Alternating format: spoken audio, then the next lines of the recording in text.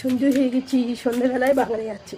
গেটটা বন্ধ করে দিই, নাহলে বিড়াল ঢুকে যায় বড্ড, আর মাছ চুরি করে খেয়ে নেয়।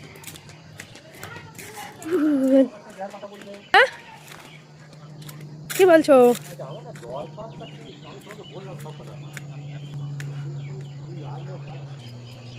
বাগানে চলে এসেছি, সন্ধে হয়ে গেছে, চারিদিকে বিকাল। আর তোমাদের একটা জিনিস দেখা, একটুখানি লেবু গাছে দেখো পাতা নেই, একটা পুরো ফুলে ভর্তি হয়ে গেছে।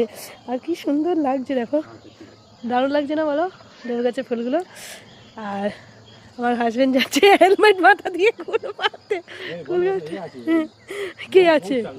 মৌজা আছে, দেখতে পাচ্ছ হেলমেট মাথায় দিয়ে কুল পাতে যাচ্ছে। কুল দাঁড়াও, পেরে সবার আগে আমার হাতে দেবে, ঠিক আছে? তো দেখো কুল পাচ্ছে উনি। দাও কুল, দাও কুল খাবো সন্ধ্যেবেলায়। দাও দাও দাও দাও কুল, কুল আমাকে, আমাকে আগে আগে দাও কুল, আমাকে দাও আগে, দাও দাও দাও। এই দেখো সন্ধ্যেবেলায় কুল, এই গাছের কুল পেরে খেতে এসেছি। এখনো সরস্বতী পুজো হয়নি, গাছের কুল খাবো, পরীক্ষায় ফেল করবো। আগে যখন স্কুলে পড়তাম এটাই হতো, যে এখনো সরস্বতী পুজোর অঞ্জলি দিইনি, কুল খাওয়া যাবে না।